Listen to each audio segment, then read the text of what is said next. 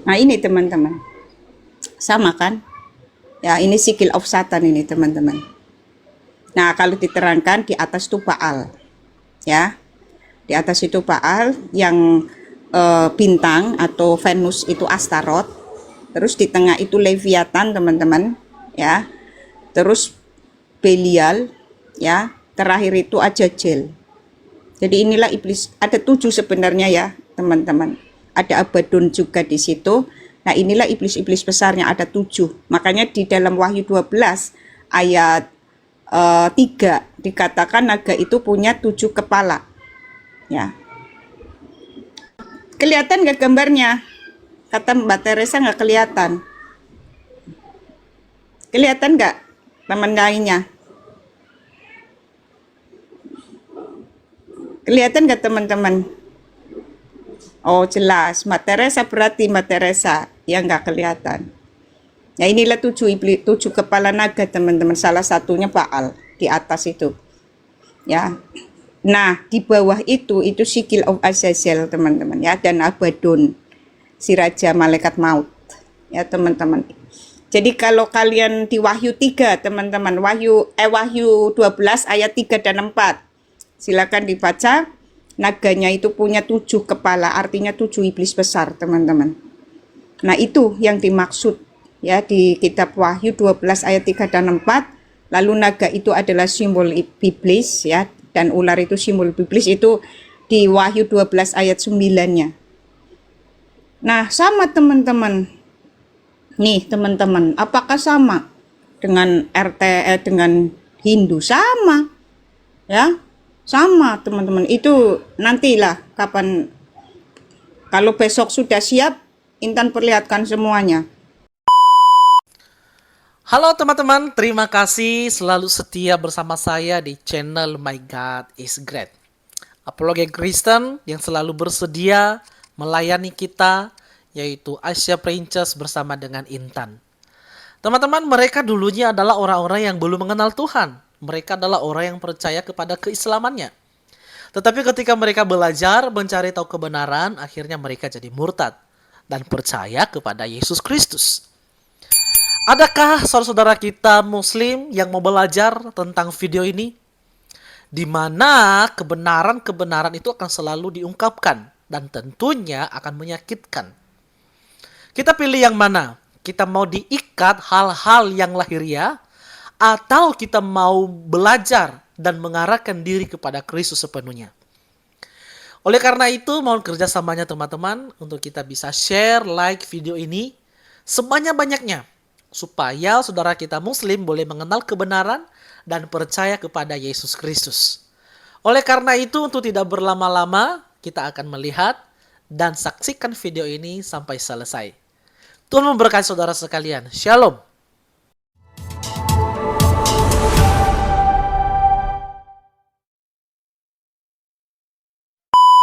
Ya, di screenshot ya, nanti tolong dikasih ke keluarga kalian supaya tidak mengikuti ajaran ini, karena itulah artinya SAW, arti sebenarnya ya, bukan arti yang sudah diselewengkan.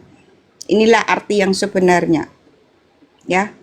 SAW itu soer artinya kambing jantan berbulu lebat dan identik dengan sesuatu yang cabul, yaitu roh jin, roh jahat yang dilepaskan kepada gurun, simbolik Azazel dan bangsa jin. Itu kalian bisa lihat, baca semuanya, Imamat 16 dan 17 dibaca semuanya teman-teman. Ya, dan dipahami itu. Ya, itu simbol Azazel teman-teman, dan simbol jin ya. Yuk, kamar saya ini ngopi nih. Kak. Dah ketombak-tombak nih teman-teman. Nah, sempat hilang Kak.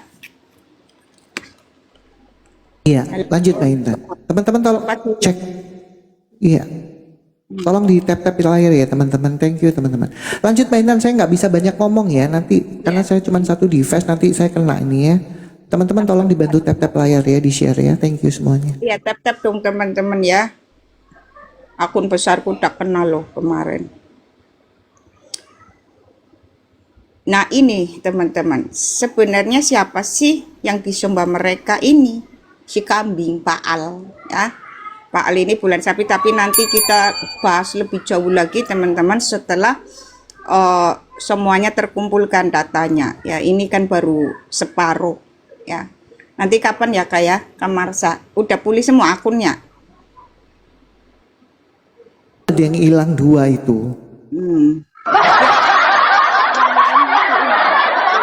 Iya, tinggal beberapa lah ya. Teman-teman ya, tolong dibantu tap-tap. Teman-teman kalau ada yang nggak ada akun beberapa yang nggak bisa itu udah permanen ya. Marsha ada 2 kalau nggak salah yang hilang permanen ya. Teman-teman ya, sorry ya. Ya gimana lagi ya, kita soalnya ngadepin iblis sih ya. Lanjut Mbak Intan. Inilah si Baal ya, yang simbolnya bulan sapi. Jadi si iblis ini tipuannya memang luar biasa ya, dari ribuan tahun itu menyesatkan manusia. Makanya melalui Tuhan Yesus Kristus ini kita dibawa ke dalam pemujaan yang sebenarnya gitu loh teman-teman ya. Kalian baca 1 Yohanes 5 ayat 19 sampai 21. Kita dibawa ke dalam pemujaan yang sebenarnya dengan Elohim yang benar, bukan dengan si Baal ini ya. Ini Baal, ini pemujaan kepada Baal. Nah teman-teman lihat ya, ini lot Baal ya. Mau Baal Hadad, mau Belpegur itu sama teman-teman. Ini kan sama dengan ini teman-teman. Sama dengan ini ya. Ini sama teman-teman. Mereka nyangkal padahal datanya jelas. Jangan ditutup teman-teman. Jangan ditutup Mbak Intan. Ya, sekali lagi teman-teman Islam ya. Kalian pernah tahu nggak kenapa simbol satanik bulan sabit berbentuk tanduk itu kedudukannya paling tinggi ya daripada asma Allah. Dan kenapa ada? Itu kalian tahu nggak itu? Ya, ini umat Islam gimana mau tahu? Ustadznya garuk-garuk biji terus nggak pernah ngasih tahu. Lanjut Pak Intan. Jadi kalau di sini teman-teman dibongkar semuanya ya. Jadi apa sih bulan sabit ini? Si ular nih teman-teman. Tapi data yang di HP satunya lebih lengkap, tapi belum tak transfer ke sini Kak. Nanti Intan jelaskan. Makanya sih kalau Intan bukan apa-apa ya, secara pribadi mau sih kata Allah di dalam Alkitab diganti Elohim saja gitu ya, jangan Allah, karena inilah artinya dewa ular ya. Jadi bulan sabit, mau itu Aum, mau itu Allah, itu artinya dewa ular. Bulan sabit dan bintang ya, itu artinya ular, si ular atau naga. Penyatuannya dengan ular, penyatuannya dengan naga teman-teman. Ini artinya teman-teman. Cuma di HP satunya itu jauh lebih lengkap ya. Itu simbol-simbol seluruh dunia, itu lengkap sekali teman-teman. Makanya kita bersyukur bahwa justru kitalah yang menyembah dan bersekutu dengan yang benar ya. Justru mereka ya yang menyembah iblis teman-teman. Nah ini teman-teman, sama kan ya, ini sigil of Satan ini teman-teman. Nah kalau diterangkan di atas itu Baal ya, di atas itu Baal, yang bintang atau Venus itu Astaroth, terus di tengah itu Leviathan teman-teman ya, terus Belial ya, terakhir itu Azazel. Jadi inilah iblis, ada 7 sebenarnya ya teman-teman, ada Abaddon juga di situ. Nah inilah iblis-iblis besarnya, ada 7. Makanya di dalam Wahyu 12 ayat 3 dikatakan naga itu punya 7 kepala ya. Kelihatan nggak gambarnya? Kata Mbak Teresa nggak kelihatan. Kelihatan nggak teman lainnya? Kelihatan nggak teman-teman? Oh jelas, Mbak Teresa berarti Mbak Teresa yang nggak kelihatan.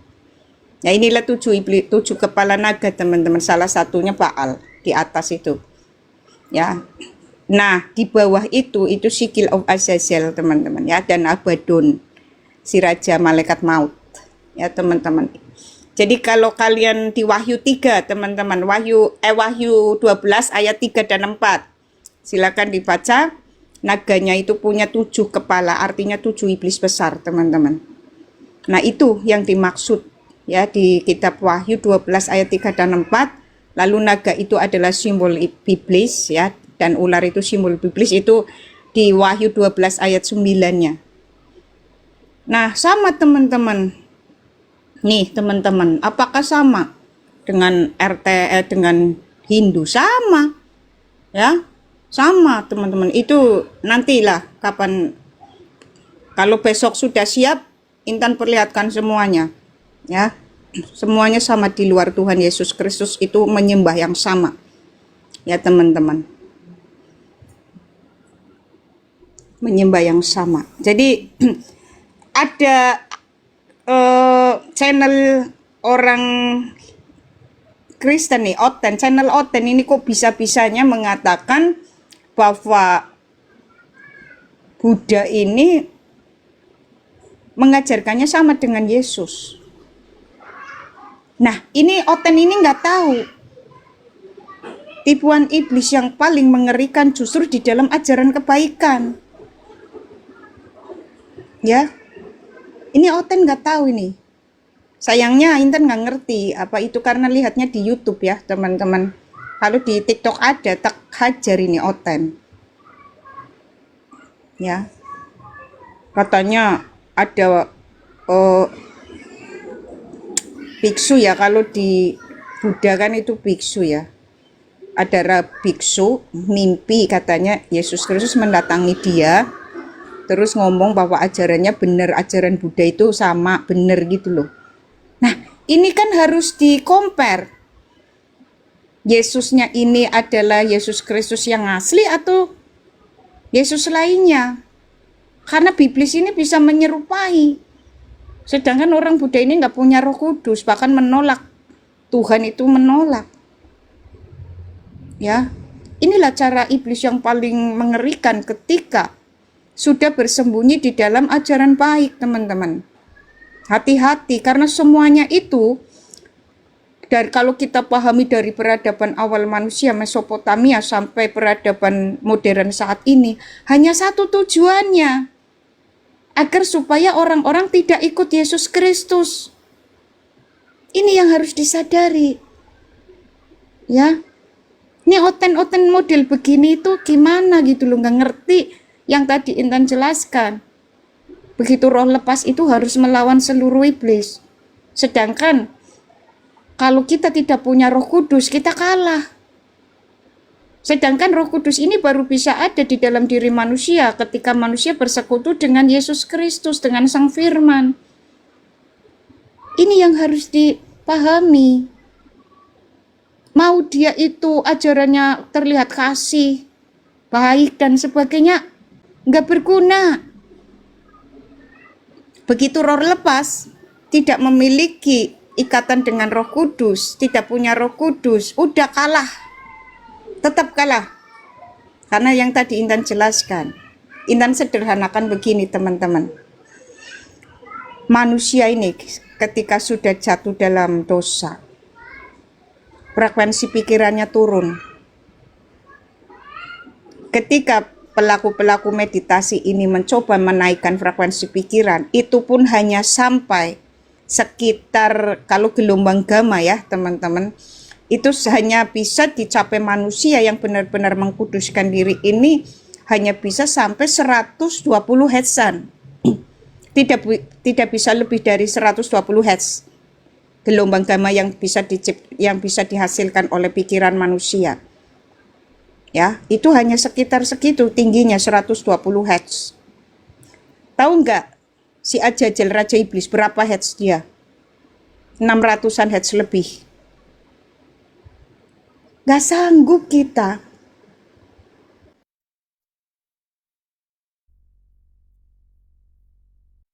Sekutu dengan kecerdasannya Elohim. Supaya kita ditarik ke dalam frekuensi pikirannya. Supaya pikiran kita yang sudah jatuh rendah, ini masuk ke dalam pikirannya yang disebut pikiran Kristus. Nanti kalian baca itu tulisan-tulisan Rasul Paulus mengenai pikiran Kristus. Nah, kita ditarik ke dalam frekuensi pikirannya Yesus Kristus. Yesus Kristus itu kan kecerdasan Elohim, firman Elohim. kita masuk ke dalam dia supaya pikiran kita yang tadinya rendah, yang hanya bisa menghasilkan tertinggi aja 120 Hz, ini bisa melampaui pikirannya si naga besar, si Ajajel, si ular tua itu, yang 600 Hz lebih mungkin ya, tinggi sekali. Tanpa bersekutu dengan kecerdasannya Elohim, siapapun mau usaha 1000 tahun meditasi nggak bakal bisa mengalahkan dia. Itu masalahnya. Jadi masalahnya bukan ajaran baik, bukan. Masalahnya apakah bisa memiliki frekuensi pikiran yang melampaui si ular tua itu. Kenapa disebut ular tua? Karena ular itu simbol kecerdasan, simbol frekuensi pikiran yang sangat tinggi. Dan itu dipunyai siapa? Si Raja Iblis. Maka tidak ada satupun yang bisa mengalahkan dia kecuali kecerdasannya Elohim sendiri. Itulah kenapa yang diturunkan oleh Elohim itu kecerdasannya. Supaya kita bersekutu dengan kecerdasannya. Karena frekuensi pikiran kita itu sudah terlanjur rendah. Mau usaha meditasi setahun, 2 tahun, 10 tahun, katanya udah cakra mahkota. Nggak bisa. Paling-paling hanya gelombang gamma di angka 120 Hz. Nggak bisa melampaui, bahkan 200 Hz nggak bisa, pecah kepala. Ya teman-teman, itu masalahnya. Apakah bisa pikirannya itu melampaui pikirannya si ular tua itu? Ular tua itu kan sebutan, tapi bukan seekor ular ya. Itu sebutan frekuensi pikiran malaikat utama ini yang memberontak ini tinggi sekali. Itulah yang bisa mengalahkan hanya firman-Nya Elohim, hanya kecerdasannya Elohim. Siapa itu? Yesus Kristus. Maka kita masuk ke dalam pikirannya Tuhan, supaya kita mendapatkan Roh Kudus, dan Roh Kudus inilah yang membawa pikiran kita yang sudah rendah terhubung ke dalam pikirannya Elohim sendiri, teman-teman. Ada urutannya. Sehingga ketika kita meninggal dunia, kita lepas dari si ular itu. Jadi urusannya mengalahkan iblis ini. Makanya Tuhan mengatakan, peperangan itu bukan dengan darah daging, tapi roh jati udara. Itu si Raja Iblis, teman-teman. Ya karena begitu manusia lepas rohnya dari tubuh, itu nanti kan ke alam roh itu. Dan apakah bisa itu mengalahkan si Raja Iblis itu? Nggak bisa. Mau bermeditasi 100 tahun aja nggak bisa, teman-teman. Itulah kenapa kita butuh Yesus Kristus, ya, untuk kita bersekutu dengannya, sehingga kita mendapatkan Roh Kudus, sehingga Roh Kudus inilah yang memerdekakan kita dari si iblis ini. Nggak bisa mereka mendekati kita karena ada Roh Kudus. Resikonya kalau si iblis ini mendekati kita karena ada Roh Kudus dalam diri kita, dia yang hancur, bukan kitanya. Itu resikonya. Makanya kenapa melalui Tuhan Yesus Kristus Bapa memberikan kita Roh Kudusnya untuk melindungi kita, menolong kita, menuntun kita. Maka jangan sampaikan dukakan Roh Kudus, jangan sampai mendukakan Roh Kudus. Karena ini modal utama kita untuk supaya kita selamat sampai kembali kepada Tuhan gitu loh, teman-teman. Ya. Jadi urusannya bukan masalah perbuatan baik, amal ibadah, urusannya frekuensi pikiran ini naik nggak bisa melampaui si ular tua 600 Hz itu. Karena medan energi bumi itu kalau nggak salah ya 600-an lebih lah ya. Nah itu setara dengan, karena dia dibuang ke bumi. Sebenarnya tadinya frekuensi pikiran dia itu sangat tinggi. Ya tetapi begitu dibuang ke bumi turun. Ya hanya melampaui medan energi bumi itu ya sekitar 600 Hz. Nah manusia jatuh ke dalamnya. Ya, manusia frekuensi pikirannya sangat rendah. Ya, nggak bisa mengalahkan dia tanpa bersekutu dengan Yesus Kristus, teman-teman. Jadi kenapa dikatakan di Kejadian 3 ayat 15 yang bisa meremukkan kepala ular adalah keturunan perempuan? Ya iya, keturunan perempuan itu nantinya itu firman Elohim ya, yang menjadi manusia yang harus melalui alam rahimnya Maria gitu loh, teman-teman. Ya itulah yang bisa mengalahkan si ular. Makanya kita pun untuk bisa mengalahkan mereka ya bersekutu dengan firman Elohim ini dulu ya, sebelum kita akhirnya mendapatkan Roh Kudus dan kita bisa menyatu dengan Bapa, kita bisa menyatu dengan Elohim selama-lamanya gitu, teman-teman. Ada urutannya ya, nggak sembarangan mau ke bapak sendiri. Bapak siapa dulu? Nanti bapak kambing ini kan nyasar itu RT. Jadi RT 6 ini nyasar ke bapak kambing, ya kan surganya jana. Kalau Hindu itu surganya nirvana, Sukowati. Itu surga bohongan teman-teman, jangan percaya. Itu surganya iblis. Makanya ini kenapa Tuhan itu, melalui Tuhan itu kita akan ditarik lagi kepada persekutuan yang benar. Nggak usah ngeyel, manusia aja ditanya gini Kak Marsa. Sok-sokan kan, membedah kealahan, membedah keelohiman, sok-sokan ini. Nah, kalau mau membedah kealahan, dia itu melampaui alam semesta ini kan. Nah, ditanya, apa penyusun alam semesta? Atom. Kamu tahu nggak atom? Nggak tahu. Ya berarti udah kau sombong sekali mau membedah kealahan. Kalau mau tahu kealahan dan keelohiman, itu harus tahu juga seluruh rahasia semesta alam ini. Lah, ditanya atom itu proton, neutron, elektron aja nggak tahu kok. Sok-sokan sombong membedah kealahan ini dan itu, ribut nama-nama itu loh. Kita bersekutu dengan dia gitu loh dalam Tuhan Yesus Kristus. Udah nggak usah menarasikan Allah adalah, sok-sokan hanya berdasar tulisan ditanya.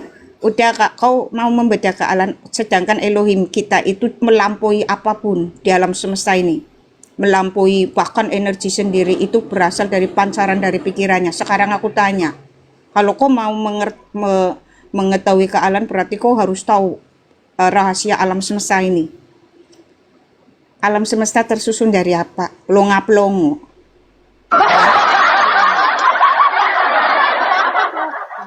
Ya, udahlah teman-teman, gak usah terlalu jauh pikirannya. Cukup percaya dan hidup di dalam Yesus Kristus. Gak usah pikirannya jauh. Kalau pikirannya jauh-jauh, jadi kayak kambing itu akhirnya masuk gua. Kayak kambing masuk gua akhirnya disembah. Nah, jadi Jibril. Ya, inilah Jibril teman-teman. Jadi Mbak Intan dan semuanya ya teman-teman, Islam ini nggak pernah tahu kenapa ada gambar kambing, simbol kambing, nggak pernah tahu karena mereka memang tidak pernah, ulama-ulamanya tidak pernah menjabarkan seperti ini ya, tentang bulan sabit yang ada di rumah Allah, tempat berkumpulnya umat Islam di Mekah itu. Mereka nggak tahu itu kenapa simbol tanduk bulan sabit itu paling tinggi kedudukannya daripada asma Allah. Nggak tahu mereka ya, pokoknya rebutan nyium batu di situ sampai kecepit. Nggak tahu mereka ya. Mereka itu makanya nggak pernah diajarin sejarahnya ditutup. Mereka mana tahu sebelum ada Nabi Muhammad Mekah itu dipakai siapa? Nggak ada yang tahu. Nggak dikasih tahu, makanya nggak tahu. Karena kok dikasih tahu mereka akhirnya tambah pinter, tambah keluar. Iya kan? Bulan sabit itu kan bulan sabit itu ya hilal itu kan bulan itu. Nah pertanyaannya, mereka ngikutin siapa? Ya, karena di dalam Al-Quran sendiri itu ya sesembahannya mengakui bahwa salah satu kaum Syabi'in itu orang beriman. Siapakah umat Syabi'in? Umat Syabi'in itu penyembah bulan, dewa bulan atau Sin. Nah itu mereka malah nggak tahu. Ya, mereka nggak tahu. Justru Islam itu tidak disebut orang beriman, itu kata Allah, bukan kata saya.